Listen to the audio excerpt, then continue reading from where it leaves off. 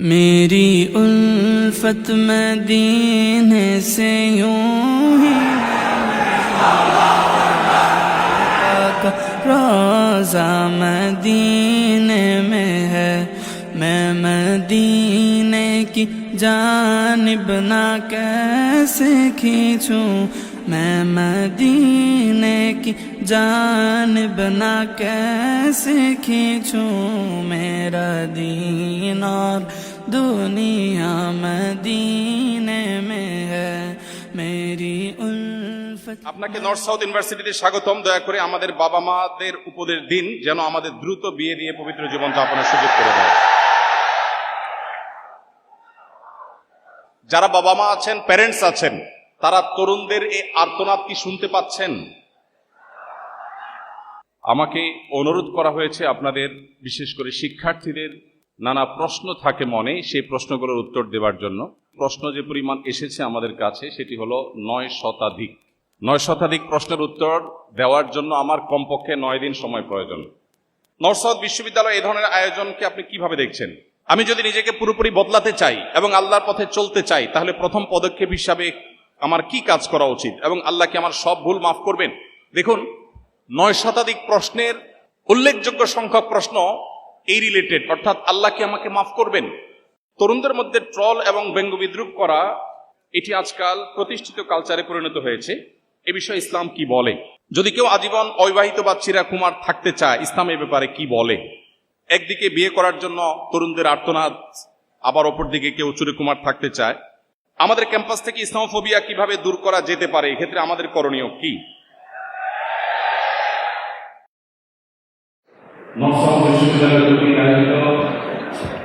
আজকের এই কোরআন কনফারেন্স এবং সিরাত এক্সিবিশনের সম্মানিত সভাপতি, মাননীয় ভিসি মহোদয়, সম্মানীয় অতিথিবৃন্দ, শিক্ষকবৃন্দ, উপস্থিত আমার প্রাণপ্রিয় শিক্ষার্থী এবং অভিভাবকবৃন্দ, আজকের এই চমৎকার আয়োজনে আপনাদের সঙ্গে কিছু কথা শেয়ার করবার সুযোগ করে দেয়ায় রব্বুল আলামিনের কাছে যেমন শুকরিয়া জ্ঞাপন করছি, ঠিক তেমনি ভাবে এনএসইউ কর্তৃপক্ষের প্রতিও বিশেষভাবে শুকরিয়া এবং কৃতজ্ঞতা জ্ঞাপন করছি। আল্লাহ রাব্বুল আলামিন তাদের সবাইকে সর্বোত্তম বিনিময় দান করুন। আমাকে অনুরোধ করা হয়েছে আপনাদের, বিশেষ করে শিক্ষার্থীদের নানা প্রশ্ন থাকে মনে, সেই প্রশ্নগুলোর উত্তর দেওয়ার জন্য। আমি আশা করেছিলাম যে হয়তো কিছু প্রশ্ন আসবে, সেটা যে পরিমাণে এত বেশি হবে সেটা আমি অবশ্য কল্পনা করিনি। প্রশ্ন যে পরিমাণ এসেছে আমাদের কাছে সেটি হলো 9 শতাধিক। 9 শতাধিক প্রশ্নের উত্তর দেওয়ার জন্য আমার কমপক্ষে 9 দিন সময় প্রয়োজন। তো সেই সময় নিশ্চয় আমাদের কারোর হাতেই নেই।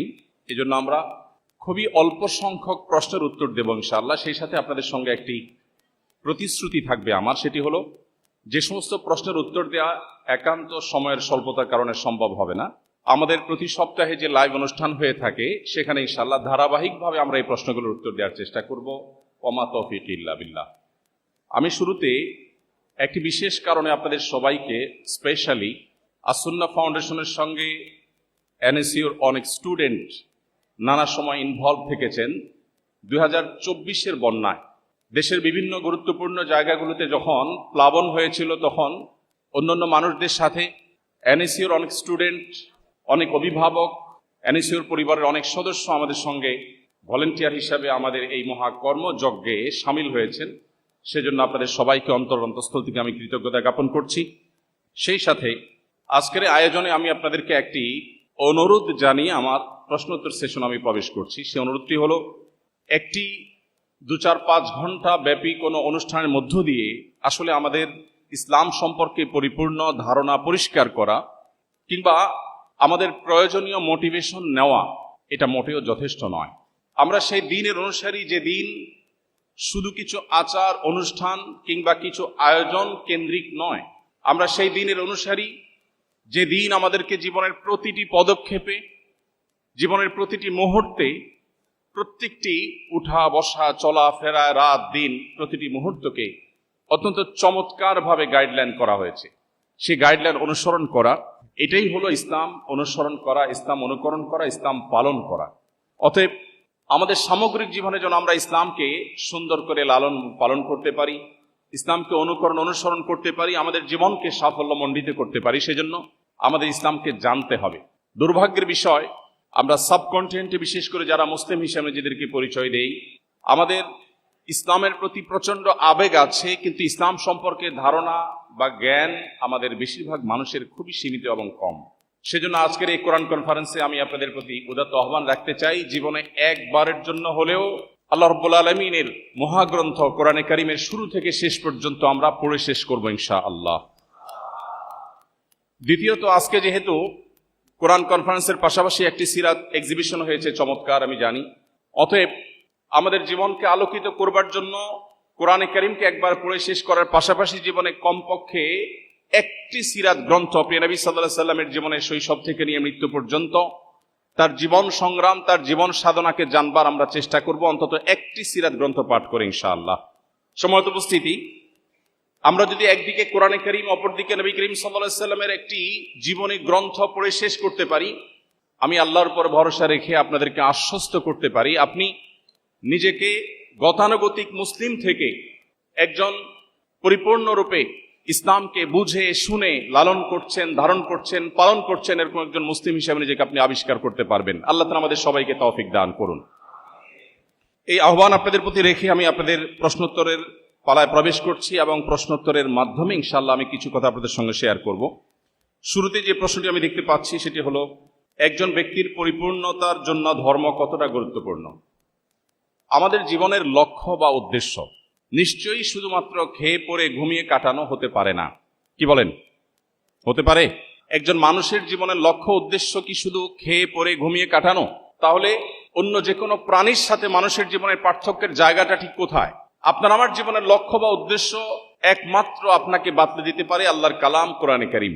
এই জন্য একজন মানুষের জীবনের লক্ষ্য বা উদ্দেশ্য যদি তিনি জানতে চান, তিনি যদি তার চূড়ান্ত লক্ষ্য স্থির করতে চান, আবিষ্কার করতে চান, তাহলে তাকে অবশ্যই কোরআনের ছায়াতলে আসতে হবে, দ্বীনের ছায়াতলে আসতে হবে।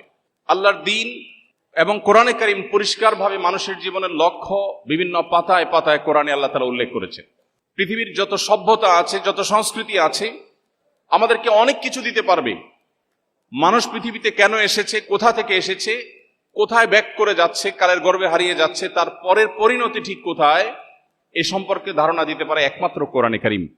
এজন্য নিজের জীবনের লক্ষ্য জানবার প্রয়োজনে, নিজের চূড়ান্ত উদ্দেশ্য এটি স্থির করবার প্রয়োজনে আমাদেরকে দ্বীনের সামনে সমর্পণ করতে হয়। এছাড়া প্রকৃতিগতভাবে আল্লাহ রাব্বুল আলামিন মানুষকে সৃষ্টি করেছেন এমনভাবে, প্রত্যেকটা মানুষ জন্মগতভাবে, প্রকৃতিগতভাবে মহান রব্বুল আলামিনের কাছে নিজেকে সমর্পণ করবার চেষ্টা করে। এক মহান সত্তার কাছে নিজেকে সমর্পণ করা ছাড়া মানুষের আত্মা কখনো পরিপূর্ণ প্রশান্তি পায় না। মানুষের সুখে দুঃখে রব্বুল আলামিনের সঙ্গে সম্পৃক্ত হওয়ার প্রয়োজন প্রত্যেকটা মানুষ বাই নেচার অনুভব করে, প্রকৃতিগতভাবে মানুষ ফিল করে। অতএব এই অনুভবটা মানুষকে একমাত্র জাগাতে পারে এবং এই চাহিদা পূরণ করতে পারে আল্লাহর কালাম কোরআনে কারীম তথা দ্বীন। সম্মানিত উপস্থিতি, মানুষের নৈতিকতার চূড়ান্ত মানদণ্ড ঠিক করে দিতে পারে আল্লাহর দ্বীন কোরআনে কারীম। মানুষ যখন নিজে থেকে নিজের ভালো মন্দের মানদণ্ড ঠিক করে, তখন মানুষ তার প্রয়োজন অনুযায়ী মানদণ্ড ঠিক করে। রব্বুল আলামিন যখন মানুষের নৈতিকতার চূড়ান্ত মানদণ্ড ঠিক করে দেন, তখন সেটা কিয়ামত পর্যন্ত মানুষের জন্য অপরিবর্তিত থাকে, সেটা মানুষকে সঠিক পথে পরিচালিত করে এবং সর্বকালে সকল সমাজে, সকল সভ্যতায় সেটা রিলেভেন্ট থাকে এবং সেটার প্রয়োগ থাকে বাস্তবিক। আজ থেকে ১৫০০ বছর আগে মুহাম্মদ সাল্লাল্লাহু আলাইহি সাল্লাম আল্লাহর পক্ষ থেকে পাওয়া ওহীর ভিত্তিতে যে সমস্ত কথা বলে গেছেন, আজকের পৃথিবীর সাথে বহু সংকটের সাথে আমরা মেলালে দেখব সেগুলো যেন আজকের বাস্তবতা আল্লাহ তাআলা নাজিল করেছেন। আজকের পৃথিবী পরিবেশ বিপর্যয়ের শিকার। পরিবেশ বিপর্যয়ের শিকার হয়ে আমরা বৃক্ষরোপণের গুরুত্ব আরোপ করছি। আমরা পরিবেশ বিপর্যয়ের শিকার হয়ে পরিবেশ রক্ষা করবার গুরুত্ব আমরা বিভিন্নভাবে মানুষকে ব্যাখ্যা করছি। কিন্তু আজ থেকে প্রায় ১৫০০ বছর আগে, যখন পৃথিবীর পরিবেশ বিপর্যস্ত ছিল না, যখন ফ্যাক্টরি রেভলিউশন হয়নি, যখন কালো ধোঁয়ার কারণে মানুষের জীবন যাত্রা ব্যাহত হয়নি, ঠিক সেই সময়ের পৃথিবীতে মহানবী হযরত মুহাম্মদ সাল্লাল্লাহু আলাইহি সাল্লাম এমন কিছু দিক নির্দেশনা দিয়ে গেছেন যেগুলো আজকে প্রায় ১৫০০ বছর পরেও মনে হচ্ছে আজকের প্রেক্ষিতে তিনি দিয়ে গেছেন। তিনি একদিকে বৃক্ষরোপণের গুরুত্ব আরোপ করেছেন। তিনি বলেছেন, তোমাদের কারোর হাতে যদি গাছের কোনো চারা থাকে, অপরদিকে সে দেখতে ইসরাফিল সিংহে ফুৎকার দিতে যাচ্ছেন, সৃষ্টি জগতের সব ধ্বংস হয়ে যাবে, মহাপ্রলয়ের আয়োজন চলছে। এমতো পরিস্থিতিতেও যেন সে তার হাতে থাকা গাছের চারাটি রোপণ করে দেয়। ধ্বংসযজ্ঞ চলবে, মহাপ্রলয় সংগঠিত হবে, আমি এই চারা রোপণ করে কি লাভ হবে সেই চিন্তা না করে একজন মুসলিম তার হাতের চারা রোপণ করবে।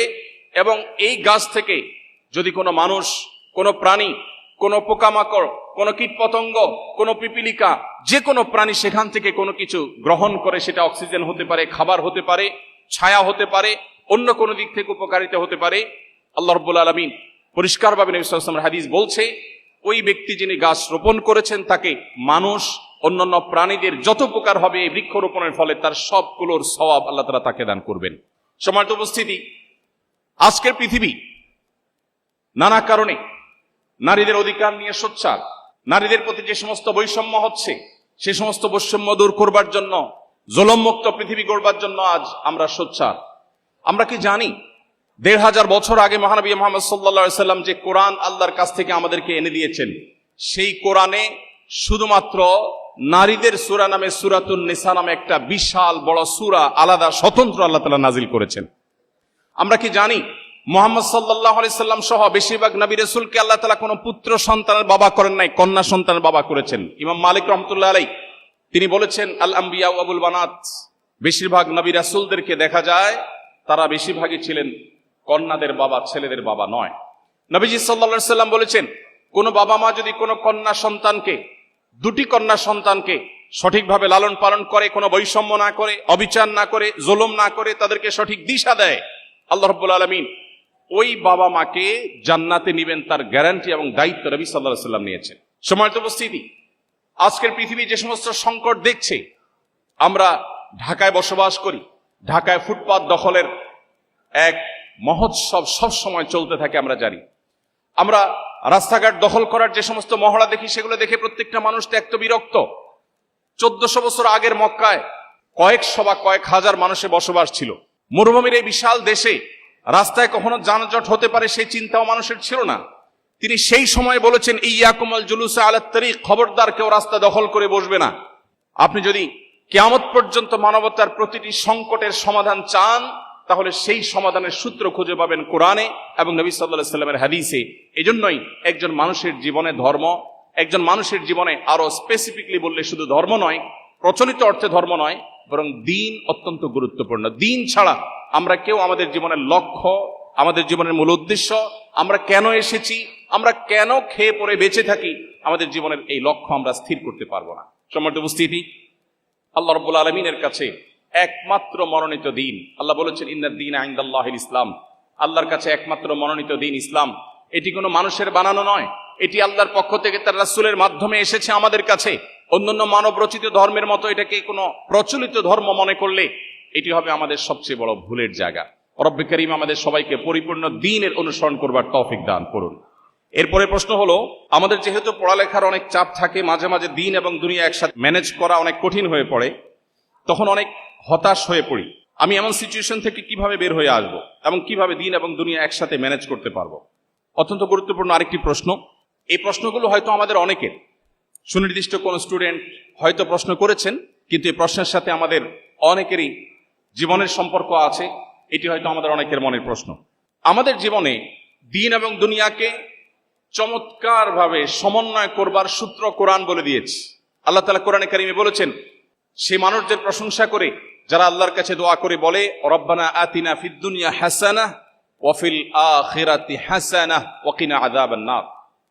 যে মানুষরা আল্লাহর কাছে দোয়া করে নিবেদন করে বলে, আল্লাহ দুনিয়াতে আপনার কাছে আমি কল্যাণ চাই, আখিরাতেও আপনার কাছে আমি কল্যাণ চাই, আল্লাহ রাব্বুল আলামিন সেই মানুষদের প্রশংসা করেছেন। এখানে অত্যন্ত চমৎকারভাবে দুনিয়া এবং আখিরাতের সমন্বয় করা হয়েছে। আপনারা সবাই কম বেশি জেনে থাকবেন, নবী করিম সাল্লাল্লাহু আলাইহি সাল্লামের জীবনে একটি ঘটনা ছিল। তার সাহাবীদের কয়েকজন উৎসুক হয়ে নবীজি সাল্লাল্লাহু আলাইহি সাল্লামের ব্যক্তিগত জীবনযাত্রাকে তারা গভীরভাবে পর্যবেক্ষণ করবার সিদ্ধান্ত গ্রহণ করলেন। তারা নিবিড়ভাবে পর্যবেক্ষণ করে দেখলেন যে মুহাম্মদ সাল্লাল্লাহু আলাইহি সাল্লাম বিশেষ কোনো আমল করেন কিনা যেটা তারা জানেন না। কিন্তু তারা গভীরভাবে পর্যবেক্ষণ করে দেখলেন না, এমন কোনো স্পেশাল আমল নাই। 5 ওয়াক্ত নামাজ তিনি পড়ছেন, তাও আবার কোরআনে বলে দিয়েছে ফাইদা কুদিয়াতিস সালাত ফান্তাশিরু ফিল আরদি ওয়াবতাগু মিন ফাদলিল্লাহ, নামাজ শেষ হয়ে গেলে মসজিদ থেকে বেরিয়ে পড়ো, জীবিকা নির্বাহের জন্য, জীবিকা আহরণ করবার জন্য তুমি আল্লাহর জমিনে ছড়িয়ে পড়ো। তো মুহাম্মদ সাল্লাল্লাহু আলাইহি সাল্লাম সেই আয়াতের উপর আমল করছেন।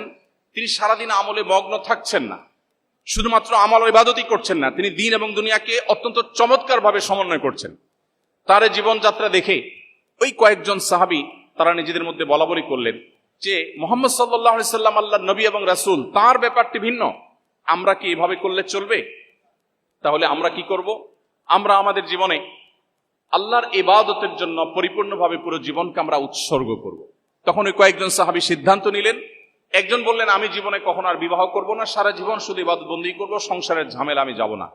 আরেকজন বললেন, আমি প্রতিদিন রোজা রাখবো, আমার জীবনে আর কখনো দিনের বেলা পানাহার করব না, সারা জীবন আমি নফল রোজা রাখবো। এভাবে এক একজন যখন এক একটা সংকল্পের কথা ব্যক্ত করছেন, নবীজি ইতিমধ্যে হাজির হয়েছেন এবং তাদের কথা শুনেছেন। তিনি বলেছেন, তোমরা কি আলাপ করছিলে? তখন তারা বললে, আল্লাহ রাসূল, আমরা এই আলাপ করেছি। নবীজি বলেছেন, দেখো, তোমাদের চাইতে আল্লাহকে আমি সবচেয়ে বেশি ভয় করি, অথচ আমি কোনোদিন রোজা রাখি, নফল রোজা, আবার কোনোদিন পানাহার করি। আমি বিবাহ করেছি, আমার সংসার আছে, আমার জীবন আছে, আমার পরিবার আছে, আমার দুনিয়ার ব্যস্ততা আছে। আমি শুধুমাত্র ধর্ম বা দিন পালন করতে গিয়ে আমার দুনিয়াকে এক পাশে রেখে ঠেলে দিয়ে দুনিয়াকে আমি ভুলে গিয়ে আমার জীবন যাপন করিনি। আবার অপর দিকে দুনিয়ার মধ্যে, বস্তুবাদের মধ্যে হাবুডুবু খেয়ে আমার আখিরাতকে, অনন্তকালকে আমি ভুলে যাইনি। নবী সাল্লাল্লাহু আলাইহি সাল্লাম দিন এবং দুনিয়াকে অত্যন্ত চমৎকার ভাবে সমন্বয় করবার যে দিশা তাদেরকে দিয়েছেন, সেটি হলো আপনার প্রশ্নের উত্তর। অর্থাৎ আমরা যদি মুহাম্মদ সাল্লাল্লাহু আলাইহি সাল্লামকে পরিপূর্ণভাবে অনুসরণ করি, আমরা যদি কোরআনের পাতা খুলে আমাদের জীবনের গাইডলাইন গ্রহণ করি, তাহলে ইনশাআল্লাহ তাআলা আমাদের জীবনে অনাস্থা, হতাশা, বিশেষ করে আজকে ঘরে ঘরে ডিপ্রেশন, গত কয়েক বছরে বিশেষ করে কোভিড-19 সময় আমাদের তরুণদের মধ্যে, বিশ্ববিদ্যালয় পড়ুয়া শিক্ষার্থীদের মধ্যে প্রচুর পরিমাণ ফ্রাস্ট্রেশন, প্রচুর পরিমাণ হতাশা, প্রচুর পরিমাণে আত্মবিশ্বাসের অভাব দেখা দিয়েছে। অনেক তরুণরা আত্মহত্যার পথে পর্যন্ত পা বাড়িয়েছে। সম্মানিত উপস্থিতি, আপনি যদি আপনার জীবনের লক্ষ্য খুঁজে পেতে চান, আপনি যদি মানসিক প্রশান্তি চান, আল্লাহ বলেছেন, আলা বিযিক্রিল্লাহি তাতমাইন্নুল কুলুব। তুমি যদি আল্লাহকে স্মরণ করতে পারো, তুমি যদি আল্লাহকে স্মরণে রাখতে পারো, তাহলে এটা তোমার অন্তরকে প্রশান্ত করবে। অতএব আপনার হতাশা দূরের জন্য আপনি কোরআন এক হাতে তুলে নিন, অপর হাতে সিরাতে রাসূল তুলে নিন, ইনশাআল্লাহ আপনার হতাশা আল্লাহ তাআলা দূর করবেন। এরপরে প্রশ্ন হলো, এই ফিতনা সংকুল সময় আমরা কিভাবে আমাদের ঈমান মজবুত ও অটুট রাখতে পারি? কিয়ামতের আগে পৃথিবীতে এমন একটা পরিবেশ আসবে, জ্বলন্ত কয়লা হাতে রাখা যত কঠিন হবে, মানুষের জন্য ঈমান বক্ষে ধারণ করে রাখা সেরকম কঠিন হবে। আজকে পৃথিবীর যেদিকে তাকাবেন আপনি দেখবেন ইসলামোফোবিয়া, চতুর্দিকে আপনি দেখবেন ইসলামের প্রতি ভীতি ছড়ানো হচ্ছে। মানুষ দিন পরিপালন করবে, দিন প্রতিপালন করবে, তার দিনকে অনুসরণ করবে, আল্লাহর দাসত্ব করবে, এটা আজকের পৃথিবীতে সবচেয়ে কঠিন এবং সবচেয়ে বাধা দেওয়া হয় এমন একটি বিষয়ে পরিণত হয়েছে। অতএব এটাকে বলা হয় ফিতনা সংকুল সময়। আপনি চান ভালো পথে চলতে, কিন্তু চলতে পারেন না। আপনি চান জান্নাতের পথে যেতে, কিন্তু জান্নাতের পথে এবং জাহান্নামের পথে এমন এমন কাটা বিছানো আছে যে আপনার জন্য সেটা অতিক্রম করা কঠিন। সময়ত উপস্থিতি, এই ফিতনা সংকুল সময় ঈমানকে মজবুত করবার জন্য একদিকে আমাদের কোরআন এবং সুন্নাহকে আঁকড়ে ধরতে হবে, অপরদিকে আমাদেরকে একটি দ্বীনি এনভায়রনমেন্টের মধ্যে নিজেদেরকে রাখতে হবে, এবং তৃতীয়ত আমাদেরকে আল্লাহর কাছে দোয়া করতে হবে, রব্বানা লা তুযিগ কুলুবানা বা'দা ইয হাদাইতানা ওয়া হাব লানা মিন লাদুনকা রাহমাহ ইন্নাকা আনতাল ওয়াহ্হাব। হে আল্লাহ, আপনি আমাকে হেদায়েত দেওয়ার পর আর আমাকে পথভ্রষ্ট করবেন না, আমাকে হেদায়েতের উপর অটল রাখুন। রব্বে করিমের কাছে আমাদের দোয়া অনবরত অব্যাহত রাখতে হবে। এরপরে প্রশ্ন হলো, ওযু ছাড়া ইস্তিগফার ও দুরূদ পড়া যাবে কিনা? আল্লাহ রাব্বুল আলামিন যে বিষয়গুলো মানুষের জন্য সবচেয়ে আবশ্যক, যেটা ছাড়া মানুষ তার ঈমানকে ধরে রাখা, আল্লাহর সাথে কানেকশনকে ধরে রাখা কঠিন, সে বিষয়গুলোকে আল্লাহ তাআলা সহজ করে দিয়েছেন। এর মধ্যে একটা হলো ইস্তিগফার এবং যে কোনো তাসবিহ এবং দোয়া। একজন ঈমানদার প্রতিটা মুহূর্তে আল্লাহর কাছে দোয়া করার মুখাপেক্ষী। নবীজি সাল্লাল্লাহু আলাইহি সাল্লাম বলেছেন, কোন ব্যক্তি তার জুতার ফিতা যদি ছিঁড়ে যায়, খুব ছোট একটা বিষয়, মাইনর একটি বিষয়, যেটি সে চাইলেই খুব সহজেই সমাধান করতে পারে, এই মুহূর্তেও সে যেন আল্লাহর কাছে দোয়া করে, আল্লাহ, এটাও একটা বিপদ, হতে পারে ছোট, আপনি আমার বিপদ থেকে রক্ষা করুন। তো প্রতি মুহূর্তে যেহেতু আমাদের দোয়া করতে হয়, এই জন্য দোয়ার জন্য অজু শর্ত নয়, কারণ প্রত্যেকবার অজু করে দোয়া করা এটা আমাদের জন্য কঠিন হবে। এই জন্য আল্লাহ তাআলা দোয়ার জন্য অজুর কোনো শর্ত রাখেননি। একজন ইমানদার বিনা অজুতে এবং যেই কোনো মুহূর্তে, এমনকি গোসল ফরজ হলেও ওই মুহূর্তে একজন ইমানদার আল্লাহর কাছে দোয়া নিবেদন করতে পারেন, ইস্তিগফার করতে পারেন, তাসবিহ তাহলিল পড়তে পারেন এবং দুরূদ পাঠ করতে পারেন। অতএব আমরা যে কোনো মুহূর্তে এই আমলগুলো করতে পারি, বিশেষ করে যখন আমরা পবিত্র জায়গায় থাকবো। শারীরিকভাবে অপবিত্র হলেও এই আমলগুলো করা যাবে। এরপরে প্রশ্ন হলো, আমি জানি যে আমি যা করেছি তা ভুল এবং আমি আন্তরিকভাবে তওবা করি এবং আল্লাহর কাছে ক্ষমা চাই, কিন্তু কিছু সময় পর আমি আবার একই ভুলে পতিত হই, এরপর দোষবোধ ও আল্লাহ থেকে বিচ্ছিন্নতা অনুভূত হয়। আমি কিভাবে চক্র ভাঙতে পারি এবং সত্যিকারে নিজেকে নিয়ন্ত্রণ করতে পারি যাতে একই পাপ বারবার না করি? এই প্রশ্ন আমার মনে হয় আমাদের কম বেশি সবারই। কি বলেন, এই প্রশ্নের বাইরে কেউ আছেন? আমরা কি কেউ গুনাহমুক্ত আছি? আমরা কি কেউ পাপ মুক্ত আছি? প্রতি মুহূর্তে আমাদের গুনাহ হচ্ছে। যিনি প্রশ্ন করেছেন আমি তাকে অ্যাপ্রিসিয়েট করছি, কারণ একজন মানুষ গুনাহে লিপ্ত হওয়ার পর তার মধ্যে যে অপরাধ বোধ জাগ্রত হয়, তার মধ্যে যে আল্লাহর সামনে জবাবদিহি করার বোধ জাগ্রত হয়, এটাই হলো মানুষের জীবনের সবচেয়ে বড় মূল্যবান সম্পদ। একজন ইমানদারের জীবনের সবচেয়ে ভালো জিনিস হলো এটি। এই অনুশোচনা, এটাই হলো তওবার মূল সূত্র। কোরআনে কারিমে আল্লাহ রাব্বুল আলামিন বলেছেন, পরিষ্কারভাবে আল্লাহ তাআলা ঘোষণা দিয়েছেন, লা তাকনাতু মির রাহমাতিল্লাহ। আমাদের অনেক তরুণ বন্ধুরা আছেন, জীবনে অনেক পাপাচার করেছেন, অনেক ব্যভিচার লিপ্ত হয়েছেন, মাদকে হাত বাড়িয়েছেন, অনেক অন্যায় করেছেন, অনেক নামাজ নষ্ট করেছেন, অনেক জিনা করেছেন, অনেক চোখের গুনাহ করেছেন, মনের গুনাহ করেছেন, আল্লাহর সাথে সম্পর্ককে অনেক দূরে ঠেলে দিয়েছেন, শয়তানকে খুশি করে ফেলেছেন। তিনি অনুভব করছেন তিনি আল্লাহর রহমত থেকে অনেক দূরে সরে গেছেন, যেমনটি প্রশ্নকর্তা লিখেছেন। প্রিয় ভাইরা আমার, একজন মুসলমান হিসাবে আমাদের জন্য সবচেয়ে বড় প্রাউড করার, গর্ব করবার মতো একটা জিনিস হলো আল্লাহ রাব্বুল আলামিন আমাদের জন্য ক্ষমার দুয়ারকে ওপেন করে রেখেছেন। আল্লাহ রাব্বুল আলামিন ক্ষমার দরজাকে আল্লাহ তাআলা এতটা খুলে রেখেছেন, নবী করিম সাল্লাল্লাহু আলাইহি সাল্লাম বলেছেন, কোন মানুষ ঠিক জীবন সায়ান্নে যখন মৃত্যু শয্যায় শায়িত, যখন তিনি তার মৃত্যু নিশ্চিত জেনেছেন, ঠিক সেই মুহূর্তটির আগ মুহূর্ত পর্যন্ত তার জীবনের যে কোনো বাঁকে বাঁকে, যে কোনো মোড়ে, যে কোনো গতিপথে, যে কোনো গলিতে, যে কোনো পর্যায়ে, যে কোনো স্টপেজে দাঁড়িয়ে যদি মানুষ সিদ্ধান্ত নেয় আমি আর জাহান্নামের পথে ছাড়বো না, আমি জান্নাতের পথে যাব, নবী করিম সাল্লাল্লাহু আলাইহি সাল্লাম পরিষ্কার ঘোষণা দিয়েছেন আল্লাহ রাব্বুল আলামিন সমস্ত গুনাহ মাফ করে দিবেন। প্রিয় ভাইরা আমার, একটি ধারণা আমাদের অনেকের কাছেই হয়তো পরিষ্কার নয়, সেটা হলো ইসলামে এমন কোনো অপরাধ নাই, এমন কোনো পাপ নাই, এমন কোনো গুনাহ নাই, এমন কোনো খারাপ কাজ নাই যে কাজ মানুষ পরিহার করবার সংকল্প করার পর আল্লাহর পথে, জান্নাতের পথে ফিরে আসার সিদ্ধান্ত গ্রহণ করে আর আল্লাহ তাআলা সেটা ক্ষমা করেন না। ক্ষমার অযোগ্য পাপ বলতে আল্লাহর কাছে কোনো অপরাধ নাই। প্রিয় ভাইরা আমার, পৃথিবীতে প্রচলিত যে ধর্মগুলো আছে, কোন কোন ধর্মের মানুষ মনে করে মানুষ যত পাপ করুক কোনো অসুবিধা নাই, সেই ধর্মের নবী সমস্ত পাপ সবগুলো আল্লাহর কাছ থেকে মোচন করিয়ে নেবেন, ফলে তাদের কোনো তওবা করতে হয় না।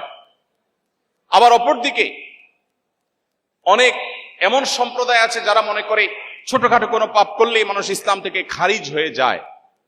এর বিপরীতে আল্লাহ তাআলা কোরআনে কারিমে বলেছেন, লা তাকনাতু মির রাহমাতিল্লাহ, লা তাকনাতু মির রাহমাতিল্লাহ, তোমরা আল্লাহর রহমতের আশা কখনো ছাড়বে না।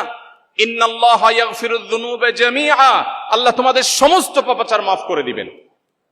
এমন কোন পাপ নেই, এমন কোন অপরাধ নেই, এমন একটি গুনাহ নেই যে গুনাহ আল্লাহ তাআলা মাফ করবেন না। শর্ত, আপনাকে অনুতপ্ত হতে হবে, আপনাকে আত্মশাসন করতে হবে, আপনাকে ভৎসনা করতে হবে। ইমানদারের সবচেয়ে বড় অ্যাডভান্টেজের জায়গাই হলো এটা, ইমানদার জীবনের যে কোনো মুহূর্তেই তার জীবনকে ঘোরাতে পারে, তার জীবনকে পরিবর্তন করতে পারে। শুধু একটি সিদ্ধান্ত গ্রহণ করতে হবে, আমি আর জাহান্নামের পথে চলবো না, নাফরমানি করব না, আমি আল্লাহর পথে চলবো। আমি আগের সমস্ত কাজের জন্য লজ্জিত, অনুতপ্ত এবং সংকল্প করলাম আর করব না। শুধুমাত্র আপনার এতটুকু সিদ্ধান্ত, এতটুকু অবস্থান এবং সংকল্প আপনার জীবনের সমস্ত গুনাহ, আমার কথা নয়, আল্লাহ বলছেন ইন্নাল্লাহা ইয়াগফিরুয যুনুবা জামিআ, আল্লাহ সকল গুনাহ মাফ করে দিবেন ইনশাআল্লাহ। অতএব যে সমস্ত বন্ধুরা বিভিন্ন পাপাচারের কারণে নিরাশ হয়ে গেছেন, আল্লাহর রহমতের আশা ছেড়ে দিয়েছেন, আল্লাহ ডাকছেন তার রহমতের কোলে, এরপরেও যদি আপনি মনে করেন আপনার গুনাহ মাফ হওয়ার নয়, তাহলে মনে রাখবেন শয়তান আপনাকে ধোঁকা দিচ্ছে। আপনারা সবাই নিশ্চয়ই শুনে থাকবেন, ইসলাম বিশ্ববিদ্যালয় কুষ্টিয়ার একজন প্রফেসর ছিলেন ডক্টর খন্দকার আব্দুল্লাহ জাহাঙ্গীর রাহিমাহুল্লাহ, নাম শুনেছেন না স্যারের?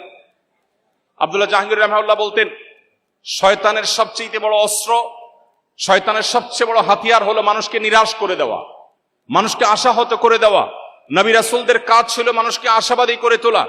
একজন ইমানদার তার জীবনে যে কোনো মুহূর্তে তওবা করবে, জীবন পরিবর্তন করবার সিদ্ধান্ত করবে, নিবে, আল্লাহ তাআলা তাকে মাফ করবেন। আমরা সিদ্ধান্ত নেব তো ইনশাআল্লাহ?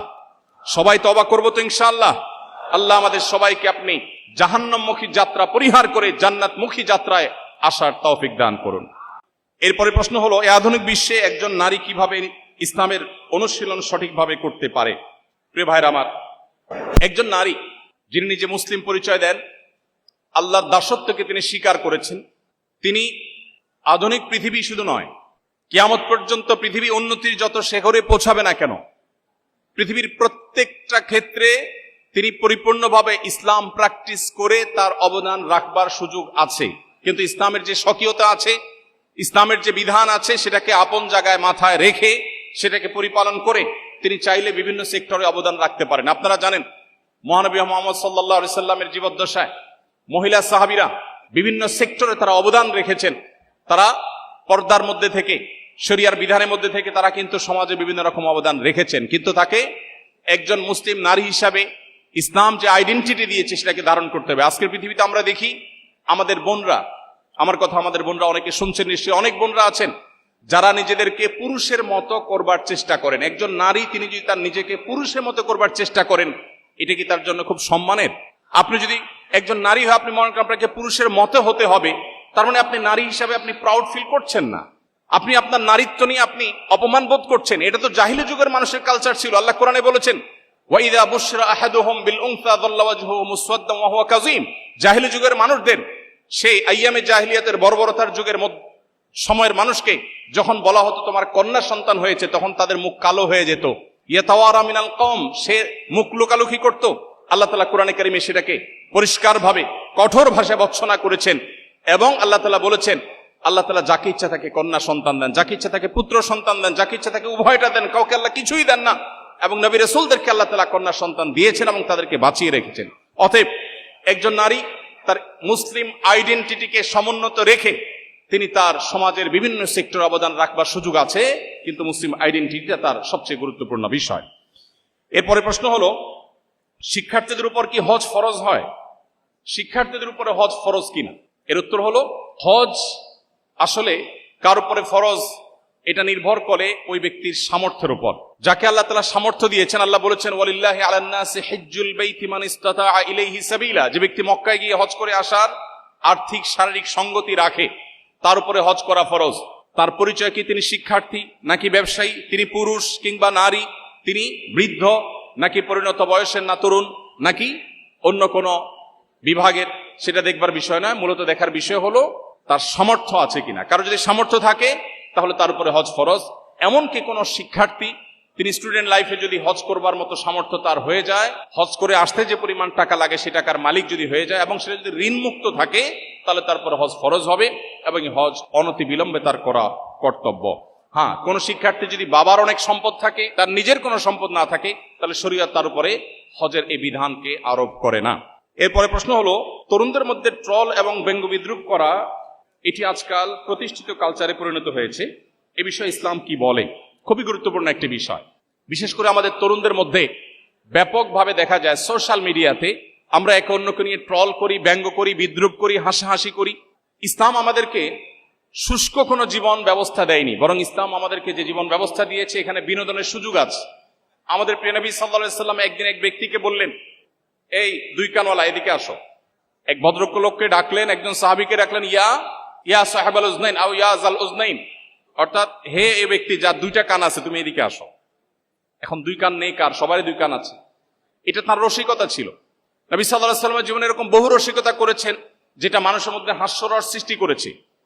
এবং ইসলাম বিনোদনকে অ্যাপ্রিসিয়েট করে, অ্যালাউ করে। মানুষের বেঁচে থাকার জন্য বিনোদনের প্রয়োজন আছে, কিন্তু বিনোদনের নামে আপনি কাউকে নিয়ে ট্রল করা, কাউকে রোস্ট করা, কাউকে অপমান করা, কাউকে হেয় করা, এটা কোন অবস্থা ইসলাম এলাও করে না। আমরা অনেকে মনে করি আমরা তো দুষ্টমি করে করছি, অথচ দুষ্টমি করেও কিন্তু এই কাজগুলো ইসলাম কোনোভাবে করবার সুযোগ আমাদেরকে দেয়নি। এবং এইভাবে একটা সমাজে মানুষের মধ্যে অন্যের ক্ষতি করার বিষয়টি যে অপরাধ, সে ধারণায় আস্তে আস্তে বিলুপ্ত করে ফেলে। এই জন্য একজন মুসলিম তরুণ কোন অবস্থাতে কাউকে নিয়ে ট্রল, ব্যঙ্গ, বিদ্রুপ করতে পারেন না। আপনি কারো সমালোচনা করার প্রয়োজন হলে কোরআন সমালোচনার মূলনীতি বলে দিয়েছে, আপনি সমালোচনা করতে পারেন, গঠনমূলক আলোচনা করতে পারেন, কিন্তু কাউকে নিয়ে আপনি হাসির পাত্রে পরিণত করবেন, কাউকে অপমান অপদস্থ করবেন, এটা কি ইসলাম কোনো অবস্থাতে জায়েজ করেনি। অতএব একজন মুসলিম হিসাবে এটা আমাদেরকে খেয়াল রাখতে হবে। এরপরে প্রশ্ন হলো, জাগতিক পরজাগতিক ক্ষেত্রে উন্নতির জন্য এখনকার তরুণদের প্রতি আপনার পরামর্শ কি? এখনকার তরুণদের প্রতি আমার পরামর্শ হলো, বিশেষ করে আজকের এই কনফারেন্সে যারা উপস্থিত হয়েছেন, আপনাদের প্রতি আমাদের উদাত্ত আহ্বান হলো, আপনার জীবনে একবারের জন্য হলেও কোরআনে কারিমের দুটি সূরা, সূরা ইউসুফ এবং সূরা কাহাফ, সূরা ইউসুফ এবং সূরা কাহাফ, সূরা ইউসুফ 12 এবং 13 পারা, 2 পারা জুড়ে, আর সূরা কাহাফ 15 এবং 16 দুটো পারা জুড়ে দুটি সূরা। সূরা ইউসুফের মধ্যে আপনাকে কোরআনে কারিমে আল্লাহ তাআলা পরিষ্কারভাবে শিখিয়েছেন কিভাবে একজন তরুণ তার জীবনের প্রচন্ড লোভ, প্রচন্ড আকর্ষণ, প্রচন্ড অন্যায়ের প্রতি আগ্রহ, টান, এটি থাকার পরও সে নিজেকে আত্মরক্ষা করবে। ইউসুফ আলাইহিস সালামের নাম শুনেছেন না আপনারা? ইউসুফ আলাইহিস সালামের নাম শুনেছেন না? ইউসুফ আলাইহিস সালামের সামনে হারামের হাতছানি ছিল কি ছিল না? ইউসুফ আলাইহিস সালাম নিজেকে বাঁচিয়ে রেখেছেন, আত্মরক্ষা করেছেন। আল্লাহ রাব্বুল আলামিন কোরআনে কারিমে সেটা উল্লেখ করেছেন। ডক্টর খন্দকার আব্দুল্লাহ জাহাঙ্গীর রাহিমাহুল্লাহ আরেকটি উক্তি আপনাদের সঙ্গে শেয়ার করতে চাই। স্যার বলতেন, এ যুগে তরুণরা কেউ যদি গভীর রাতে উঠে তাহাজ্জুদের নামাজ পড়ে, কেউ যদি অনেক নফল নামাজ পড়ে, অনেক কোরআন তেলাওয়াত করে, অনেক চোখের পানি ফেলে, এর চাইতে বেশি গুরুত্বপূর্ণ হলো কোন তরুণ যদি তার চরিত্রকে কালিমা মুক্ত রাখতে পারে। নবী করিম সাল্লাল্লাহু আলাইহি সাল্লাম বলেছেন, কেউ যদি তার সম্ভ্রমকে রক্ষা করবার দায়িত্ব নিতে পারে, কেউ যদি তার মুখ এটা দিয়ে কোনো অন্যায়, গুনাহ, পাপাচার করবে না, মানুষের ক্ষতি করবে না, গালমন্দ করবে না, এটারও দায়িত্ব নিতে পারে, নবীজি বলেছেন আজমান লাহুল জান্নাহ, আমি তার জন্য জান্নাতের দায়িত্ব নিলাম। প্রিয় ভাইরা, তরুণদের জন্য এই কাজটা সবচেয়ে কঠিন কাজ। আজকে এমন একটা সমাজে আমরা বসবাস করছি যে চরিত্রে কোনো কালিমা লাগেনি, সে তারুণ্য আজ খুঁজে পাওয়া বড় কঠিন হয়ে গেছে, সোনার হরিণ হয়ে গেছে। অথচ কয়েকটি প্রশ্নের উত্তর দেওয়া ছাড়া একটা মানুষ কিয়ামতের দিন তার পা নাড়াতে পারবে না। এর ভিতরে একটা হলো তারুণ্যকে মানুষ কিভাবে কাটিয়েছে। আমাদের নবী করিম সাল্লাল্লাহু আলাইহি সাল্লাম তরুণদেরকে অনেক বেশি ভালোবাসতেন। একটি হাদিসও আমার জানা নেই যে হাদিসে নবী বৃদ্ধদেরকে সম্বোধন করেছেন আলাদা করে। দুটি হাদিসের কথা আমি জানি। একটি হলো নারী জাতিকে সম্বোধন করে বলেছেন ইয়া মাআশারান নিসা, হে নারীগণ।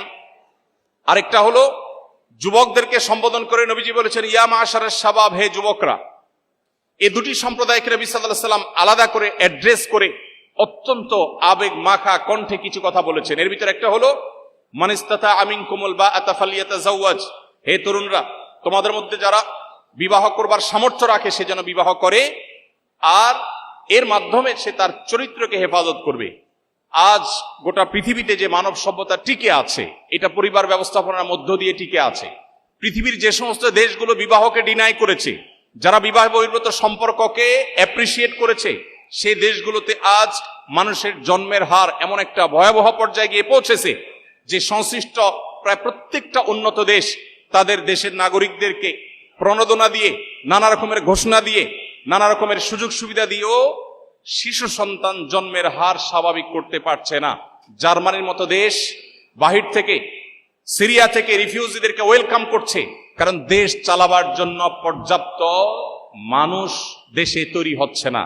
বৃদ্ধরা মারা যাচ্ছেন, তাদের জায়গাগুলো পূরণ হচ্ছে না, কারণ মানুষের জন্মের হার এটা পারিবারিক এই বন্ধনের মধ্য দিয়ে, বৈবাহিক সম্পর্কের মধ্য দিয়ে হয়। যে সমাজ বিবাহকে ডিনাই করেছে, বৈবাহিক সম্পর্ককে ডিনাই করেছে, সেই সমাজ নিশ্চিতভাবে এই ক্রাইসিসের মুখোমুখি হয়েছে, হচ্ছে এবং হবে। এজন্য একজন তরুণ তার জীবনকে, তার তারুণ্যকে গুনাহমুক্ত রাখা, জেনামুক্ত রাখা, এটা হলো সবচেয়ে বড় চ্যালেঞ্জের বিষয়। আল্লাহ আমাদের সবাইকে তৌফিক দান করুন। এরপরে প্রশ্ন হলো, আধুনিক প্রজন্মের জন্য উপযোগী এবং আমাদের সংশয় দূর করবে এরকম বইয়ের সাজেশন দিবেন প্লিজ। আমি শুধুমাত্র একটি বইয়ের কথা বলবো, সেটা হলো যেটা আমি শুরুতে বলেছি, কোরআনে কারীম। আপনাদের মধ্যে কে কে আছেন যে কোরআন কারীমের শুরু থেকে শেষ পর্যন্ত একবার অন্তত পড়ে দেখেছেন? যারা আছেন একটু হাত তোলাবেন। পড়েছেন আপনারা? মাশাআল্লাহ, ধন্যবাদ। অনেক মানুষ পড়েছেন দেখে আনন্দিত হলাম।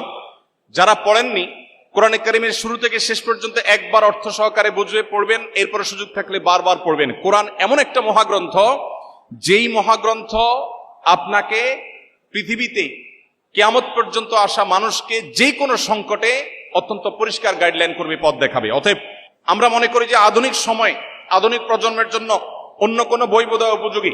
আমি বলবো কোরআন সবচেয়ে বেশি উপযোগী। সকল যুগে, সকল সমাজের জন্য সবচেয়ে পারফেক্ট বইয়ের নাম কোরআন কারীম। অতএব কোরআন আমাদেরকে পড়তে হবে। এরপরে প্রশ্ন হলো, পড়াশোনায় প্রোডাক্টিভিটি বাড়াতে কোন সুন্নাহ বিশেষভাবে পালনীয়? শুধু পড়াশোনা নয়, আমাদের পুরো জীবনে সামগ্রিকভাবে জীবনে যদি প্রোডাক্টিভিটি বাড়াতে চাই, জীবনে বরকত যদি আনতে চাই, দুটি সুন্নাহ আমল করতে হবে। কয়টি সুন্নাহ? দুটি। নাম্বার 1, আমাদের জীবনে রাতে তাড়াতাড়ি শোয়ার অভ্যাস করতে হবে। রাতে তাড়াতাড়ি শোয়া সুন্নাত, এটাকে আমরা জানি, অনেকে হয়তো জানি না। আম্মাজান আয়েশা বলেছেন, নবী করিম সাল্লাল্লাহু আলাইহি সাল্লাম এশার আগে কথা বলা, এশার আগে ঘুমানো এটা অপছন্দ করতেন, আর এশার পরে কথা বলা অপছন্দ করতেন। এই যে গভীর রাত পর্যন্ত আমরা জেগে থাকি, এটা নবী সাল্লাল্লাহু আলাইহি সাল্লামের আদর্শের পরিপন্থী। দুর্ভাগ্যজনক বাস্তবতা, পৃথিবীর পূর্ব থেকে পশ্চিম প্রত্যেকটা দেশে, প্রতিটা দেশ যারা নিজেদেরকে উন্নতির একটা ভালো পর্যায়ে নিয়ে গেছে, প্রত্যেকটা দেশে মানুষ সন্ধ্যার পর শুয়ে পড়ে, আমরা সবাই কম বেশি জেনে থাকবো, এবং সকালে ভোরে উঠে তারা কাজ শুরু করে। কিন্তু অবাক করা একটা ব্যাপার হলো, শুধু বাংলাদেশ নয়, প্রায় সব মুসলিম প্রধান দেশগুলোতে আমরা জানি যে গভীর রাত পর্যন্ত আমরা জেগে থাকি এবং সকালে ঘুমিয়ে থাকি। এই কালচার আমাদের সমাজে আছে না নাই? আছে। অথচ এটা হলো মানুষের জীবনে বরকত নষ্ট করার, প্রোডাক্টিভিটি নষ্ট করার সবচেয়ে বড় কারণগুলোর মধ্যে একটা। অতএব আমরা যদি রাতে তাড়াতাড়ি শোয়ার অভ্যাস করি এবং সকালে যদি ঘুমানোর অভ্যাস পরিত্যাগ করতে পারি, সকালে যদি কাজে যেতে পারি, ইনশাআল্লাহ জীবনে বরকত আসবে। নবীজি বলেছেন, আল্লাহুম্মা বারিক লি উম্মতি ফি বুকুরিহা, হে আল্লাহ আপনি আমার উম্মতের জন্য সকালের সময়টাতে বরকত দান করুন। এই জন্য সকালের সময়টা ঘুমিয়ে থাকার সময় নয়। এরপরে প্রশ্ন হলো, কোন প্রতিষ্ঠানে ইসলামের অবমাননা হলে বা এরূপ কিছু ঘটলে এর দায়ভার কি উক্ত প্রতিষ্ঠানের সকলের উপরে বর্তায়? কোরআনে কারিমে আল্লাহ রাব্বুল আলামিন 5 জায়গায় বলেছেন একটা কথা, 5 বার রিপিট করেছেন, সেটা হলো লা তাযরু ওয়াজরাতুন বিজরা উখরা। আল্লাহ রাব্বুল আলামিন কারোর পাপের বোঝা, একজনের পাপের বোঝা আরেকজনের উপরে চাপিয়ে দেন না।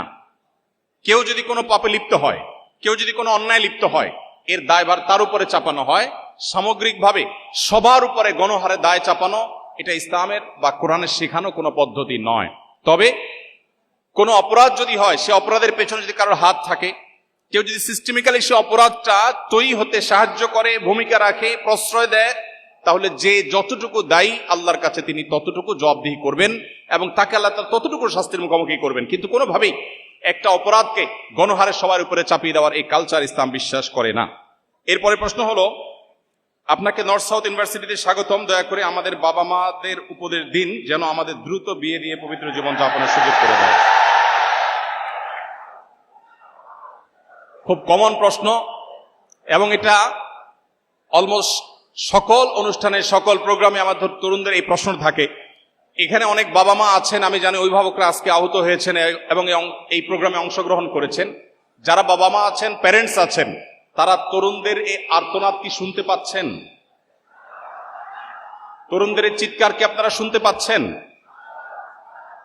আমি আপনাদেরকে তরুণদের এই মনের ভাষাটা সিরিয়াসলি আপনাদেরকে পাঠ করার, অনুধাবন করার বিনীত অনুরোধ করতে চাই।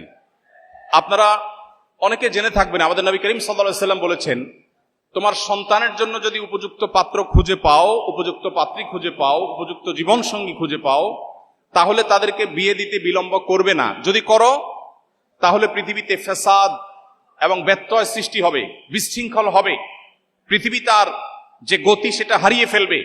আজ পৃথিবীর প্রত্যেকটা উন্নত দেশে আপনি দেখবেন পৃথিবী তার গতি হারিয়ে ফেলেছে। যখন সে দেশগুলো একসময় জন্ম নিয়ন্ত্রণ করবার জন্য প্রণোদনা দিত, এখন সন্তান জন্মের জন্য একটা সন্তান দিলে এত ডলার, দুইটা সন্তান জন্ম দিলে এত বেশি ডলার, এত বেশি সুযোগ সুবিধা প্রত্যেকটা উন্নত দেশ দিচ্ছে। একটি উন্নত দেশ বাকি নেই যে এই সমস্যা তারা ফেস করছে না। মানুষের সন্তান জন্ম দেওয়ার যে টেন্ডেন্সি, এটা বৈবাহিক এই সম্পর্ক যদি না থাকে, পৃথিবী থেকে মানব সভ্যতা হারিয়ে যাবে। এজন্য কোরআনে ইসলামী শরিয়ার যে দণ্ডবিধি রেখেছে এর মধ্যে সবচেয়ে কঠিন শাস্তি রেখেছে বিবাহ বহির্ভূত সম্পর্কের জন্য। কোনো বাবা মা তার সন্তানকে যদি সময় মতো বিবাহ দিতে গাফিলতি করেন, সন্তান যদি কোনো পাপাচারা লিপ্ত হয়, তার চরিত্র নষ্ট করে, তাহলে পৃথিবী তার গতি হারাবে, স্বাভাবিকত্ব হারাবে, মানুষের জন্মের হার এটা আস্তে আস্তে থমকে যাবে। মানুষ যখন অবৈধ পথে বিবাহ বহির্ভূত সম্পর্কে, হারাম সম্পর্কের মধ্য দিয়ে তার চাহিদাকে পূরণ করতে পারবে, বিবাহ করার আগ্রহ মানুষের কমে যাবে। পৃথিবীতে এই যে সংকট তৈরি হলো, সন্তান যে বিপদগামী হলো, এর জন্য বাবা মা অবশ্যই দায়ী হবেন, আল্লাহর কাছে তাদেরকে জবাবদিহি করতে হবে। যারা মুরব্বীরা আছেন, প্যারেন্টস যারা আছেন, বাবা মা যারা আছেন, আমি তাদেরকে বলতে চাই, আপনারা যখন এখনকার তরুণদের বয়সে ছিলেন তখন সোশ্যাল মিডিয়ার এই ভয়াবহতা, তখন আজকে যে সমস্ত ফিতনা আছে এই ফিতনাগুলো তখন এতটা ভয়াবহ ছিল না। এখন সন্তানদের সামনে হাজারো ফিতনার হাতছানি। অতএব সন্তানদের বিয়েদের ব্যাপারে বাবা মা আন্তরিক হতে হবে। সন্তান যখন হারাম সম্পর্ক করে, অনেক বাবা মা আছেন সেটাকে স্বাভাবিক মনে করেন, হারাম সম্পর্কই যদি করে সেটা যদি আপনার কাছে স্বাভাবিক মনে হয়, তাকে বিয়ে দিতে সমস্যাটা কোথায়? হ্যাঁ, বিয়ে দিলে যদি মনে করেন যে এখন অসুবিধা, তাহলে উঠে আনার দরকার নেই, শুধু আগদ পড়ায় রেখে দেন, আগদ পড়ায় রেখে দেন, তাদের পারপাস সার্ভ হয়ে যাক, তারা হারাম সম্পর্ক থেকে বেঁচে যাক, তারা একজন জীবন সঙ্গীকে ঠিক করুন। দেখুন, গোটা পৃথিবীর সকল সভ্যতায় কোন পুরুষ যদি কোনো নারীর সাথে অবৈধ সম্পর্ক করে, নিজের একজন স্ত্রী আছে, এই অবস্থায় যদি আরেকজন নারীর সাথে সম্পর্ক করে, সেটাকে কি ভালোভাবে দেখে না খারাপ ভাবে? পৃথিবীর কোন সমাজ কি এ ব্যাপারে ভিন্ন কোনো দৃষ্টিভঙ্গি রাখে না। ইসলাম এক কাঠি আরো এগিয়ে। ইসলাম বলে আপনি একজন তরুণ, আপনার জীবনে একজন জীবন সঙ্গিনী আল্লাহ তাআলা লিখে রেখেছেন, যার সঙ্গে আপনার বিয়ে হবে, যিনি আপনার স্ত্রী হবেন। আপনি যদি বিয়ের আগে আপনার আবেগ, আপনার ভালোবাসা অন্য কোনো মেয়ের সঙ্গে আপনি নিবেদন করেন, তাহলে আপনার যে হবু স্ত্রী, যার সঙ্গে আপনার সকল ভালোবাসা উজাড় করে দেওয়ার কথা ছিল, আপনি তার অধিকার নষ্ট করলেন না? আপনি এখন একজনকে বলছেন তোমাকে ভালোবাসি, তোমাকে ছাড়া বাঁচবো না, এরপরে যাকে বিয়ে করলেন একই কথা আপনি তার সাথে বলছেন। এর চেয়ে বড় মুনাফিকি, এর চেয়ে বড় কপটতা আর কি হতে পারে?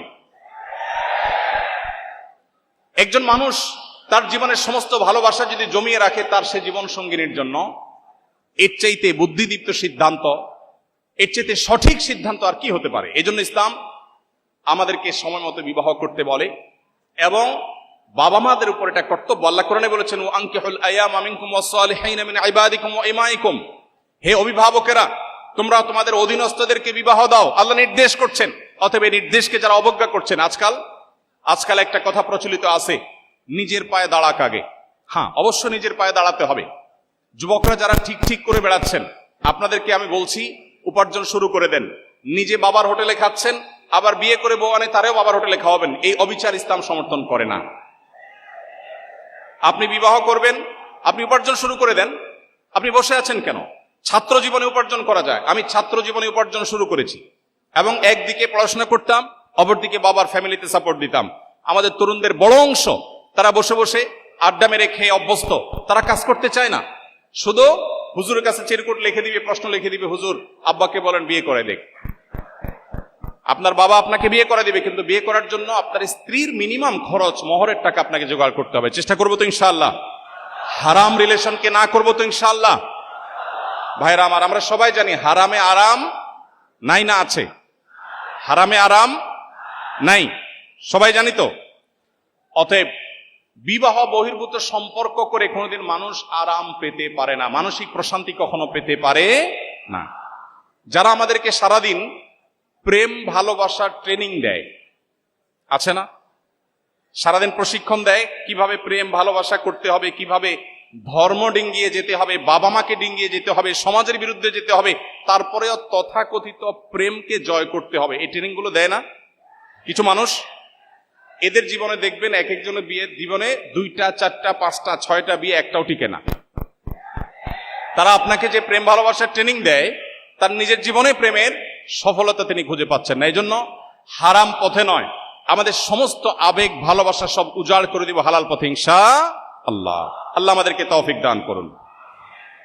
এরপরে প্রশ্ন হলো, নর্থ সাউথ বিশ্ববিদ্যালয় এই ধরনের আয়োজনকে আপনি কিভাবে দেখছেন? খুবই স্বাভাবিক একটি বিষয় আমি দেখছি, খুবই স্বাভাবিক। একটা মুসলিম অধ্যুষিত দেশে একটা বিশ্ববিদ্যালয়ে দ্বীনি আয়োজন হবে, বিষয়টা কি স্বাভাবিক না অস্বাভাবিক? খুবই স্বাভাবিক। বিশ্বাস করুন, আমার কাছে এটা খুবই স্বাভাবিক একটি বিষয় মনে হচ্ছে। গত 2 দিন কি 3 দিন আগের ঘটনা, ভারতে সফর করেছেন সম্ভবত রাশিয়ার প্রেসিডেন্ট এবং ভারতের প্রধানমন্ত্রী রাশিয়ার সে নেতাকে তাদের একটা হিন্দুদের একটা ধর্মগ্রন্থ উপহার দিয়েছেন। আপনারা দেখেছেন না পত্রপত্রিকায়? আমাদের দেশে যদি এরকম কোন নেতা আসেন অন্য কোন ধর্মাবলম্বী, তাকে যদি আমাদের কোন ধর্মগ্রন্থ উপহার দেওয়া হয়, বিষয়টা কি স্বাভাবিক না অস্বাভাবিক? খুবই স্বাভাবিক। একটা মুসলিম অধ্যুষিত দেশে এটা হবে, এটাই স্বাভাবিক। কিন্তু দুর্ভাগ্যজনকভাবে আমাদের সমাজে নানা কারণে দিনটাকে এমন একটা পর্যায়ে নিয়ে রাখা হয়েছে যেন এটা কোনোভাবেই স্পর্শ করা যাবে না, এটা স্পর্শ করলে আমাদের জাত চলে যাবে। এজন্য আমি বিনীতভাবে অনুরোধ করতে চাই, এই বিষয়গুলোকে খুব স্বাভাবিকভাবে আমাদের নিতে হবে। দিন আমাদেরকে সেটা শিখায় এবং সেটা আমাদের অবশ্যই অধিকারের অংশ। এরপরে প্রশ্ন হলো, একজন বিশ্ববিদ্যালয়ের ছাত্র হিসাবে কিভাবে তাওহীদ এবং সুন্নাহর পথে দাওয়াত দিতে পারি? একজন বিশ্ববিদ্যালয়ের শিক্ষার্থী হিসাবে আপনি তাওহীদ এবং সুন্নাহর পথে দাওয়াত দেওয়ার জন্য সবকিছুর আগে প্রয়োজন আপনার ইসলামের বেসিক জ্ঞান অর্জন করা। ইসলাম সম্পর্কে বেসিক নলেজ অর্জন করলে আপনি যেটুকু জানেন সেটুকু আপনি পৌঁছাতে পারেন। ইসলাম শুধুমাত্র আলেমদেরকে ধর্ম প্রচারের দায়িত্ব দেয়নি। আল্লাহ কোরআনে কারিমে পরিষ্কার ভাবে বলেছেন, নারী হোক আর পুরুষ হোক, যে কেউ সৎ কাজের আদেশ এবং অসৎ কাজে বাধা প্রদান করতে। এরপরে প্রশ্ন হলো, দিনে ফেরার পর আবারও দিন হারিয়ে ফেলেছি, যার ফলে হতাশ হয়ে আছে, যার ফলে হতাশা আছে, আপনার উপদেশ ও পরামর্শ চাই। প্রিয় ভাই আমার, একজন মানুষ দিনে আসার পর যদি আবার দিন থেকে বিচ্যুত হয়ে যান, এর চেয়ে দুর্ভাগ্যের বিষয় আর কিছু নয়। যিনি প্রশ্ন করেছেন তিনি নিজে বলছেন যে তিনি হতাশ হয়ে গেছেন, দিন থেকে আবার ব্যাক করেছেন, এই জন্য হতাশ হয়ে গেছেন। এই জায়গাটাতে ভাববার যথেষ্ট সুযোগ আছে। একজন মানুষ প্রকৃতিগতভাবে মহান রব্বুল আলামিনের কাছে, সৃষ্টিকর্তার কাছে নিজেকে সমর্পণ করতে চায়, তার একান্ত মনের কথাগুলো কাউকে বলতে চায়। পৃথিবীর এমন কোন মানুষ নাই যাকে সব কথা বলা যায়, যাকে সব সময় কথা বলা যায়, যার কাছে সবকিছু সঁপে দেওয়া যায়। এরকম কোন মানুষ আল্লাহ তাআলা সৃষ্টি করেন না পৃথিবীতে, একজনও না। সেটা আপনার স্ত্রীও না, আপনার মাও না, আপনার বাবাও না, আপনার কোনো বন্ধু না। আপনার জীবনে এমন বহু মুহূর্ত আছে যে মুহূর্তে একান্তে আপনার মনের কথাগুলো বলতে হয়। আল্লাহর কসম, সেটা আল্লাহ রাব্বুল আলামিন ছাড়া আর কোন সৃষ্টি জগতের আর কোন সদস্য, আর কোন সত্তা কেউ নেই। এজন্য আপনার জীবনে যে হতাশা বিরাজ করছে, আমি আল্লাহর উপরে ভরসা রেখে আপনাকে নিশ্চয়তা দিতে পারি, আপনি যদি আবার ইসলামে ব্যাক করেন, আল্লাহ তাআলা আপনার সে ব্যাক করাকে কবুল করবেন। বাবা মা বা পৃথিবীতে অনেক মানুষ একবার যদি কেউ বিপদগামী হয়ে যায় তাকে হয়তো ওয়েলকাম করে না, কিন্তু ইসলাম আমাদেরকে, কেউ যদি ভুল পথে চলে যায় আবার সে ফিরে আসতে চায়, আমি যেটা একটু আগে বলছিলাম, মৃত্যুর আগ মুহূর্ত পর্যন্ত তার জন্য সে দুয়ার খোলা থাকে। অতএব আপনি আবার ইসলামের ছায়াতলে আসুন, আবারও কোরআন হাতে তুলে নিন, আবারও হাদিস আপনি বুকে টেনে নিন, আবারও আপনি সিরাত ধারণ করুন। আপনি নিশ্চিন্তে সিরাতের পথে হাঁটলে ইনশাআল্লাহ আপনার এই ডিপ্রেশন, আপনার এই দুশ্চিন্তা এবং আপনার এই ফ্রাস্ট্রেশন দূর হয়ে যাবে। এরপরে প্রশ্ন হলো, যদি কেউ আজীবন অবিবাহিত বা চিরাকুমার থাকতে চায়, ইসলাম এ ব্যাপারে কি বলে? একদিকে বিয়ে করার জন্য তরুণদের আর্তনাদ, আবার অপরদিকে কেউ চিরকুমার থাকতে চায়। ইসলাম চিরকুমার থাকার এই সিদ্ধান্তকে খুব বেশি অ্যাপ্রিসিয়েট করে না। এটাই হলো ইমামদের সবচেয়ে সঠিক এবং সবচেয়ে গ্রহণযোগ্য মত। কোন কোন স্কলার, কোন কোন ইমাম বলেছেন, কেউ যদি পুরো জীবন আল্লাহর জন্য সঁপে দিতে চায় এবং সে বিবাহ না করতে চায়, সেটা অ্যাপ্রিসিয়েট যোগ্য। বাট এটা মেজরিটি যে ইমামরা আছেন পৃথিবীতে তাদের মত না। তাদের মত হলো, একজন মুসলমান তিনি বৈরাগ্যতা অবলম্বন করবেন না। পরিষ্কারভাবে হাদিসে ঘোষণা দেওয়া হয়েছে, লা রুহবানিয়াতা ফিল ইসলাম, ইসলামে কোনো বৈরাগ্যতার অবকাশ নেই। আপনি ছালাত চট পরে থাকবেন, চুল এলোমেলো থাকবে, ময়লা নোংরা থাকবে, আপনি যেন তেন ভাবে চলবেন, সমাজের বোঝা হবেন, ইসলাম সেটা বলেনি। কোরআনে আল্লাহ বলেছেন, নামাজ শেষ হয়েছে বের হয়ে যাও, মসজিদে বসে তোমাকে জিকির করে সারাদিন কাটাতে বলা হয়নি। ফাইদা কুদিয়াতিস সালাহ ফান্তাশিরু ফিল আরদ, নামাজ হয়ে গেছে, ছড়িয়ে পড়ো, তোমার কাজে তুমি চলে যাও। অতএব একজন মানুষ বৈরাগ্যতা অবলম্বন করবে, চিরকুমার থাকবে, এটা ইসলাম তাকে বলেনি। তবে কেউ যদি চিরকুমার থাকতে চায় এবং থাকতে পারে এবং তার নিজের এই কনফিডেন্ট থাকে যে তিনি চারিত্রিক কোনো ত্রুটিতে জড়াবেন না, তাহলে এটা তার জন্য জায়েজ বাট উত্তম না। এরপরে প্রশ্ন হলো, আমাদের ক্যাম্পাস থেকে ইসলামোফোবিয়া কিভাবে দূর করা যেতে পারে? এক্ষেত্রে আমাদের করণীয় কি? ইসলামোফোবিয়া তো আপনার ক্যাম্পাসের ইস্যু না প্রিয় ভাই আমার, গোটা বিশ্বব্যাপী আজ ইসলামোফোবিয়া এই মহামারী চলছে, এবং দুর্ভাগ্যজনক বাস্তবতা যে মুসলিম অধ্যুষিত এই জনপদেও খুবই দুর্ভাগ্যজনকভাবে ইসলামোফোবিয়া নানা সময় আমরা দেখতে পাচ্ছি। ইসলামোফোবিয়ার বিরুদ্ধে আমাদেরকে ইসলামের সৌন্দর্যকে তুলে ধরতে হবে ইনশাআল্লাহ। সবাই চেষ্টা করবো না ইনশাআল্লাহ? ইসলাম আমাদেরকে যে সুমহান জীবন আদর্শ দিয়েছে, এই জীবন আদর্শের মধ্যে সকল ধর্মের মানুষের সাথে শান্তিপূর্ণ সহাবস্থানের সুযোগ রেখেছে। ইসলামকে যারা নানা সময় অত্যন্ত ভীতিকর একটি জীবন দর্শন হিসেবে দেখাবার চেষ্টা করে, তারা আদতে ইসলাম সম্পর্কে হয় জানে না, আর না হলে নিরেট ইসলামের প্রতি বিদ্বেষ প্রসূত তারা এই কাজটি করে থাকে। আপনি যদি ইসলাম নিয়ে পড়াশোনা করেন, আপনি যদি শুধুমাত্র মুসলিম বাই চান্স না হয় মুসলিম বাই চয়েস হন, আপনি যদি ইসলাম জেনে শুনে অনুসরণ করেন, আপনি কখনো ইসলামকে আপনার কাছে ভীতিকর মনে হবে না। অতএব ইসলামোফোবিয়ার বিরুদ্ধে আমাদেরকে ইসলামের সুমহান আদর্শ, ইসলামের যে ভালো এবং সুমহান দিক, সেগুলো মানুষের সামনে তুলে ধরতে হবে, মানুষকে সেটি জানাতে হবে, এবং দিন পালন করা, ধর্ম পালন করা আমাদের সাংবিধানিক অধিকার, ঠিক না ঠিক? প্রত্যেকটা মানুষ এদেশে যার যার ধর্ম পালন করতে পারে কি পারে না। অতএব কোন ধর্মের মানুষ অন্য কোন ধর্মের মানুষকে গালমন্দ করতে পারে না। কোরআনে আল্লাহ বলেছেন, যারা আল্লাহ ছাড়া অন্য কারোর উপাসনা করে, তোমার মতে তারা ভুল পথে আছে, কিন্তু তাদেরকে তুমি গালমন্দ করো না। যদি করো তাহলে তারাও তোমার আল্লাহকে ভুলে গালমন্দ করবে। এই জন্য ইসলামোফোবিয়ার বিরুদ্ধে আমরা ইসলামের সৌন্দর্য, সুমহান আদর্শ তুলে ধরবো, ইসলাম সম্পর্কে জানবো, অন্যদেরকে জানাবো। যারা ইসলাম সম্পর্কে নানা রকমের অপবাদ দিয়ে থাকে, তারা হয় না জেনে দেয়, আর না হলে বিদ্বেষ প্রসূত দিয়ে থাকে। আল্লাহ তাআলা তাদেরকে হেদায়েত দান করুন, আমরা দোয়া করি। আমার মধ্যে ঈমান হারিয়ে গেছে, বিভিন্ন ধরনের প্রশ্ন আমাকে নাস্তিকতার দিকে ঠেলে দিয়েছে, কিন্তু আমি বুঝতে পেরেছি এখন এই অবস্থায় আল্লাহ কি আমাকে ক্ষমা করবেন? আমি কি পুনরায় মুসলমান হতে পারবো? আমি একটু আগে বলেছি, আল্লাহর ক্ষমার দুয়ার কখনো বন্ধ হয় না যতক্ষণ পর্যন্ত মানুষের নাকের ডগায় স্বাভাবিক নিঃশ্বাস প্রশ্বাস এটি চালু থাকে। অতএব আমরা যে কোনো মুহূর্তে তওবা করব, ফিরে আসবো, আল্লাহ তাআলা গ্রহণ করার জন্য প্রস্তুত আছেন। এক মুহূর্ত দেরি নয়। যিনি প্রশ্ন করেছেন, এখনই আপনি মনে মনে সিদ্ধান্ত নিন এবং আল্লাহর রহমতের ছায়া তলে ফিরে আসুন, আল্লাহ তাআলা আপনাকে ক্ষমা করবেন। এরপরে প্রশ্ন হলো, আমি কি আমার প্রিয়জনের কবরে তাজা ফুল রাখতে পারি, এবং আমি কি আমার বাবা মাকে বলতে পারি যে আমি তাদের আগে মারা গেলে তারা আমার জানাজা এবং কবর পরিদর্শনের সময় ফুল আনুক? ইসলাম আমাদেরকে একটা চমৎকার যৌক্তিক জীবন বিধান দিয়েছে। ইসলামে এমন কিছু নাই যেটা অযৌক্তিক। হ্যাঁ, আমাদের বুঝে না আসতে পারে, কিন্তু অযৌক্তিক কোনো কিছু দেয়নি। একজন জীবিত মানুষ, তার ফুলের প্রয়োজন।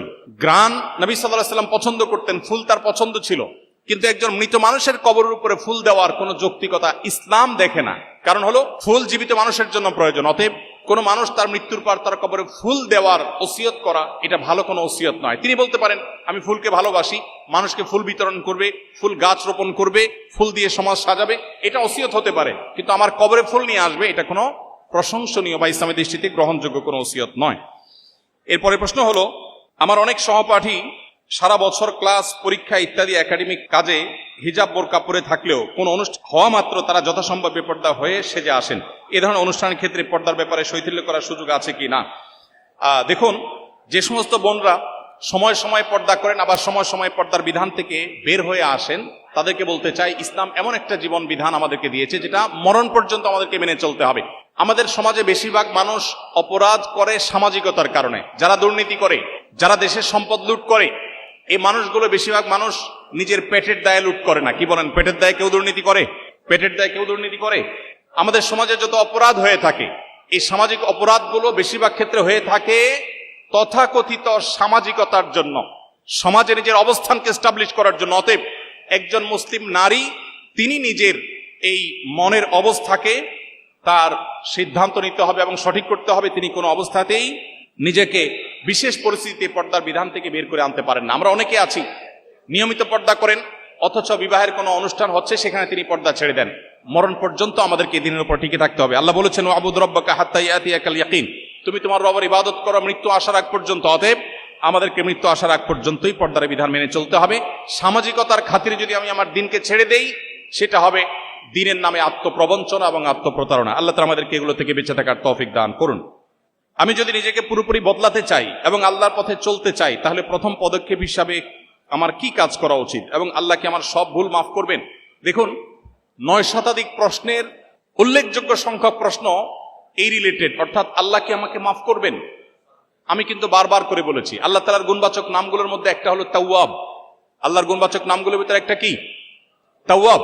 তাওয়াব শব্দের অর্থ হলো যিনি বারবার বান্দার গুনাহ মাফ করেন। অতএব একজন মানুষ, একজন মুসলমান, তিনি আল্লাহর কাছে তওবা করে ফিরে আসবেন এবং আল্লাহর কাছে ক্ষমা চাইবেন, এটাতে আল্লাহ তাআলা খুশি হন, আল্লাহ পছন্দ করেন এবং ভালোবাসেন। অতএব আপনি আপনার জীবনকে যদি পরিবর্তন করতে চান, প্রথম কাজ হবে তওবা করা, যে আপনি ট্র্যাক চেঞ্জ করবেন, রুট পরিবর্তন করবেন, জাহান্নাম থেকে জান্নাতের পথে আসবেন, কোরআন এবং হাদিসের পথে আসবেন। দ্বিতীয় কাজ হবে আপনি কোরআন এবং হাদিসের পথে চলবার জন্য একটি দ্বীনি এনভায়রনমেন্ট এবং পরিবেশে নিজেকে রাখবেন, তাহলে আপনার জন্য দ্বীন পরিপালন করা সহজ হবে। তৃতীয়ত আল্লাহর কাছে আপনি কায়েমুল বাক্যে দোয়া করবেন, ইনশাআল্লাহ এই ত্রিমুখী প্রচেষ্টার মাধ্যমে আল্লাহ তাআলা আপনাকে আপনার দ্বীনের উপরে টিকে থাকার তৌফিক দান করবেন। আজকে এই প্রশ্নোত্তর সেশন এখানে শেষ করছি। আপনাদের যে অগণিত প্রশ্ন আছে সেগুলো ইনশাআল্লাহ আমাদের কোনো লাইভ অনুষ্ঠানে আমরা দেওয়ার চেষ্টা করব। যদি আমি সঠিক কিছু বলে থাকি আল্লাহর তরফ থেকে, ভুল কিছু বলে থাকি সেটা দায় আমার এবং শয়তানের তরফ থেকে। আল্লাহ তাআলা আজকের এই কোরআন কনফারেন্সকে, আজকের এই সিরা এক্সিবিশনকে পরিপূর্ণভাবে কবুল এবং মঞ্জুর করুন, বলুন আমিন।